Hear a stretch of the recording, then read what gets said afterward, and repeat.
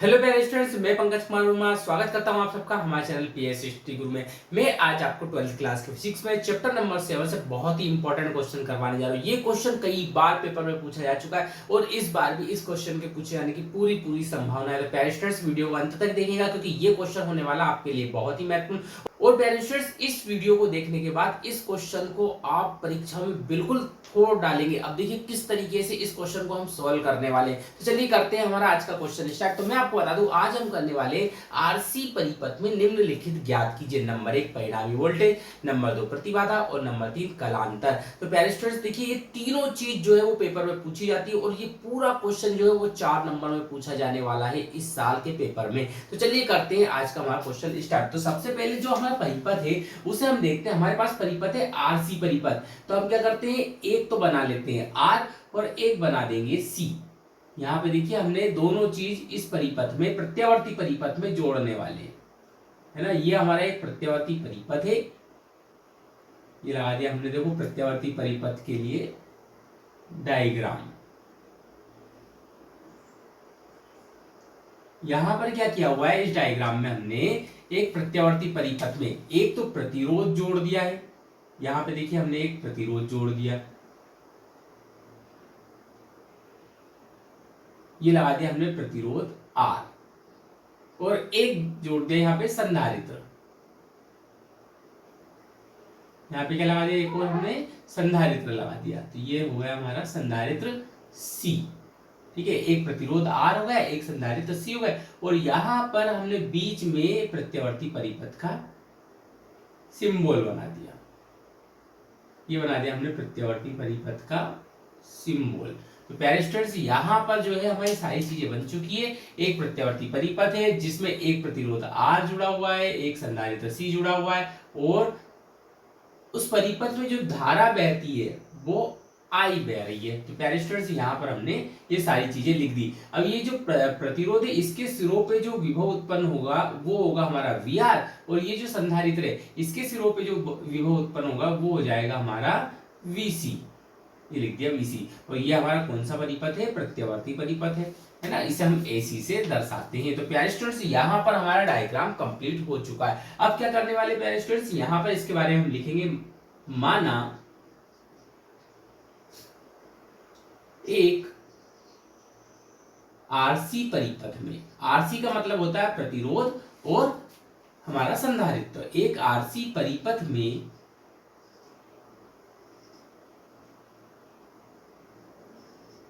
एक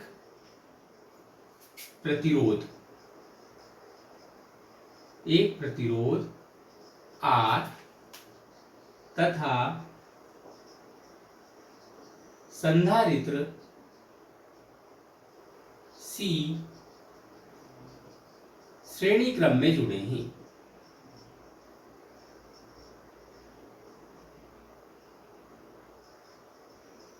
यहां पे हमने देखा कि एक प्रत्यावर्ती परिपथ में क्या जुड़े हुए, एक प्रतिरोध R और एक संधारित्र C श्रेणी क्रम में जुड़े हैं। यहां पे हम लिख सकते हैं, माना एक आरसी परिपथ है जिसमें, आरसी परिपथ है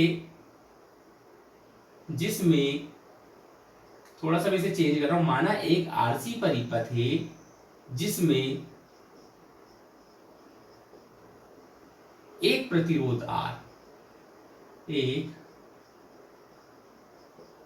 प्रतिरोध R तथा संधारित्र C श्रेणी क्रम में जुड़े हैं। परिपथ में धारा I बहती है, परिपथ में धारा I बहती है तो ओम के नियम से, तो ओम के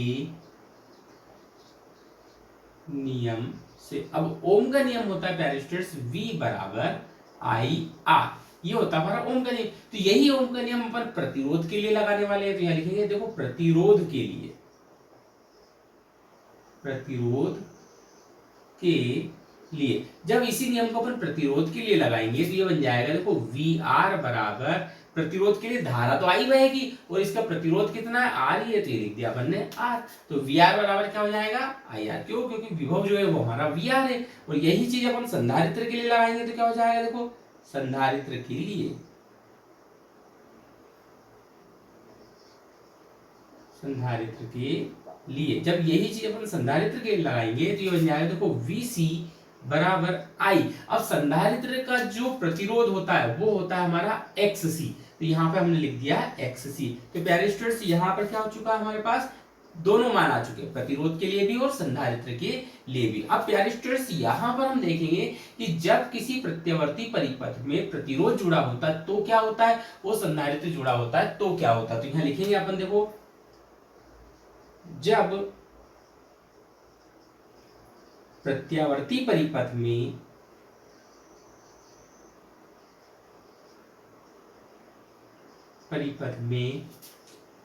प्रतिरोध जुड़ा होता है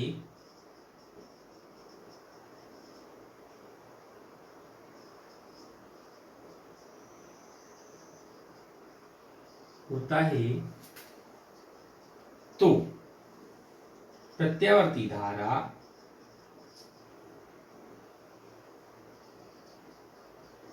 तथा प्रत्यावर्ती वोल्टेज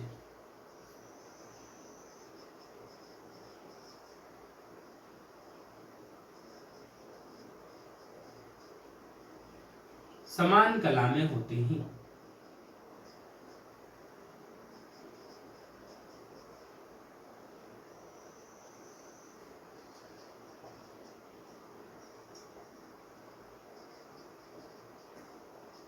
जब प्रतिरोध जुड़ा होता है तो प्रत्यावर्ती धारा और प्रत्यावर्ती वोल्टेज कैसे होते हैं, समान कला में होते हैं। तथा जब संधारित्र जुड़ा होता है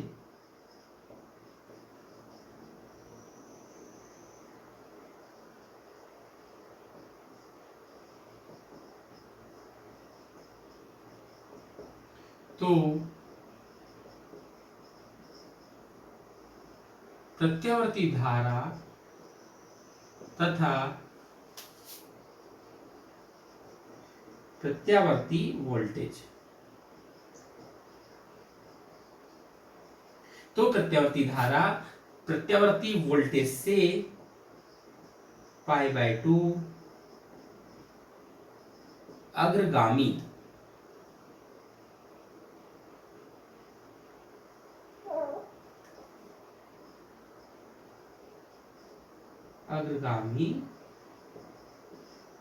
होती है। तो प्यारे स्टूडेंट हमने दोनों के बारे में लिख दिया कि जब प्रतिरोध जुड़ा होता है तो प्रत्यावर्ती धारा प्रत्यावर्ती वोल्टेज से दोनों समान कला में होते हैं, और जब संधारित्र जुड़ा होता है तो प्रत्यावर्ती धारा प्रत्यावर्ती वोल्टेज से π/2 अग्रगामी होती। अब बनाने वाले हम इसके लिए फेज आरेख। देखो किस तरीके से इसका फेज आरेख बनाएंगे अपन। ये लिख दिया अपन ने यहाँ पे, देखो V हम थोड़ा सा इसे बड़ा बनाने वाले हैं ताकि आपको क्लियर दिखे। देखिए यहाँ पर ये हमने बनाया यहाँ पे फेज आरेख के लिए डायग्राम। तो यहाँ पे जो है वो है VR और यहाँ पर जो है वो है हमारे पास VC, और ये जो है बीच में हमने एक लाइन बना रखी, ये बनाएंगे अपन कलांतर। अब प्यारे स्टूडेंट्स इसको इस तरीके से मिला देंगे। तो यहाँ पे जो ये कोण बनने वाला है ये बनेगा हमारा कलांतर। अब कलांतर को कैसे दर्शाते हैं, कलांतर को दर्शाएंगे अपन फाई से। तो लिख दिया अपन ने पाई फाई, और ये जो बीच में है ये है हमारा परिणामी वोल्टेज V, और ये जो VC है इधर भी कितना हो जाएगा, VC है, ऊपर VR है तो इधर भी कितना हो जाएगा, VR हो जाएगा। तो यहाँ पर हमारा फेज आरेख जो है वो कंप्लीट हो चुका है। प्यारे स्टूडेंट यहाँ पे लिख देगा 0, ठीक है। अब ये तो फेज आरेख बन गया, लेकिन हमें जो तीनों चीज निकालनी है वो कौन कौन सी है, तो नंबर 1 पर हमें निकालना है परिणामी वोल्टेज। तो प्यारे स्टूडेंट्स देखिए हमने यहाँ सब क्वेश्चन हमारा स्टार्ट होने वाला है कि हमें क्या निकालना था, पहले परिणामी वोल्टेज निकालना था। ये लिखा हमने परिणामी वोल्टेज। अब परिणामी वोल्टेज में प्यारे स्टूडेंट्स यहाँ पे देखो एक त्रिभुज बन रहा है, इस त्रिभुज में हम लगा देंगे पाइथागोरस प्रमेय, तो हमारा परिणामी वोल्टेज निकल जाएगा। तो परिणामी वोल्टेज में निकालने के लिए क्या करेंगे, ये जो कर्ण है इसका वर्ग होता है किसके बराबर, लंब के स्क्वायर प्लस आधार के स्क्वायर बराबर होता है। तो यहाँ पे देखो हमने ये 90 डिग्री का कोण बन रहा है, तो ये जो है ये वाली भुजा हमारी आधार है, ये वाली भुजा लंब है, और ये वाली भुजा क्या है, कर्ण है। तो ये v का स्क्वायर बराबर हो जाएगा v स्क्वायर बराबर VR का स्क्वायर प्लस VC का स्क्वायर।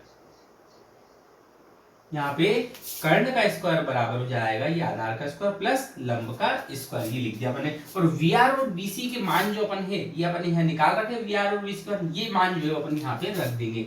देखो V स्क्वायर बराबर क्या हो जाएगा, VR का मान है हमारे पास IR, तो IR का स्क्वायर प्लस VC का जो मान है वो है IXC, तो ये रख दिया अपने IXC का स्क्वायर। ये स्क्वायर खोल लेंगे तो हो जाएगा देखो V स्क्वायर बराबर I square R square plus I square X C का स्क्वायर।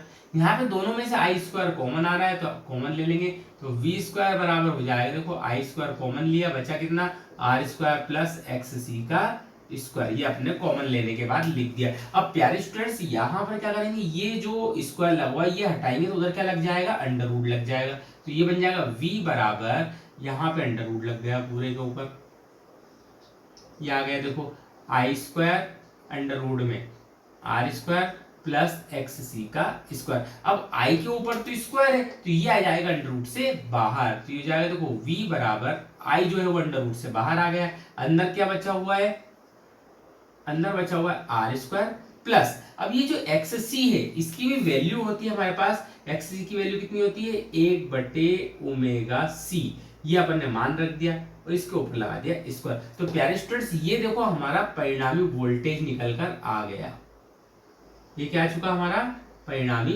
वोल्टेज। तो प्यारे स्टूडेंट देखो कितनी आसान तरीके से अपन ने परिणामी वोल्टेज निकाल लिया। अब दूसरे नंबर पर हमें निकालनी थी यहाँ पे प्रतिबाधा, प्रतिबाधा। अब प्रतिबाधा जो है वो अपन यही परिणामी वोल्टेज जो है वो लेकर चलेंगे, चूंकि हमें प्रतिबाधा निकालनी है तो सबसे पहले क्या लेकर चलेंगे अपन परिणामी वोल्टेज, चूंकि परिणामी वोल्टेज V बराबर होता क्या है I under root R square plus 1/ओमेगा c का होल स्क्वायर। मतलब इसी को थोड़ा और आगे बढ़ाएंगे तो हमारा प्रतिबाधा भी निकल जाएगा, इस I को इधर लेकर आओ तो ये हो जाता है V/I बराबर under root R square plus 1/ओमेगा c का होल स्क्वायर। अब V/I हमने ओम का नियम पढ़ा हुआ है, ओम का नियम क्या होता है, यदि I को इधर लिया है तो V/I बराबर क्या बचेगा R बचेगा, तो V/I क्या होता है R होता है, तो ये लिख दिया R, अंडर रूट में क्या लिखा हुआ है आर स्क्वायर प्लस 1/ओमेगा c का होल स्क्वायर। तो ये प्यारे स्टूडेंट्स देखो अब किसी भी प्रत्यावर्ती परिपथ में कोई सी दो चीज जुड़ी हो है ना, प्रतिरोध संधारित्र कुंडली, इन तीनों में से कोई सी भी दो चीज जुड़ी हो या फिर तीनों जुड़ी हो तो उस समय उस परिपथ के प्रतिरोध को प्रतिबाधा कहते हैं। मतलब इस R को क्या कहेंगे अपन प्रतिबाधा कहते हैं और उसे Z से दर्शाते हैं। ये प्यारे स्टूडेंट्स हमने लिख दिया यहाँ पे Z, और हमारा परिपथ कौन सा था RC था, तो इसके पैरों में यहाँ पे लिख देंगे RC। तो प्यारे स्टूडेंट्स देखिए यहाँ पर आ चुकी है हमारी प्रतिबाधा, ये वैसे का वैसे लिख देंगे आर स्क्वायर प्लस 1/ओमेगा c का होल स्क्वायर। तो प्यारे स्टूडेंट्स ये क्या आ गई हमारी प्रतिबाधा आ गई, ये हो गया हमारा प्रतिबाधा। अब प्यारे स्टूडेंट तीसरे नंबर पर हमें निकालना था कलांतर। देखो यहाँ पे हम कलांतर भी देखो बहुत आसान तरीके से निकाल लेंगे। नंबर 3 पे हमें निकालना है कलांतर। अब कलांतर क्या होता है भैया, कलांतर निकलेगा tan phi से, तो tan phi बराबर, अब tan बराबर होता है क्या लाल बटे कक्का से, लाल बटे कक्का, तो लंब बटे आधार होता है tan phi है ना, तो tan phi बराबर, अब लंब कितना है इसमें देखो, लंब तो है हमारा VC और आधार कितना है VR है, यहाँ लिख दिया अपन ने देखो VC बटे VR। यार स्टूडेंट्स यहाँ पे हमने मान रख दिया। अब क्या करेंगे VC और VR के मान रखो, तो VC और VR के मान ये लिखे हुए यहाँ पर, तो ये लिख दिया हमने देखो tan phi बराबर VC का जो मान है वो तो है हमारे पास IXC और VR का मान है वो है IR, I से I कैंसिल हो जाएगा, तो tan phi बराबर हो जाएगा हमारे पास XC बटे R, और XC का मान मैं आपको पहले ही बता चुका, देखो हमने यहाँ पे देखा XC का मान कितना होता है 1/ओमेगा c होता है, तो ये रख दिया हमने tan phi बराबर 1/ओमेगा c और बटे में लिख दिया ये R।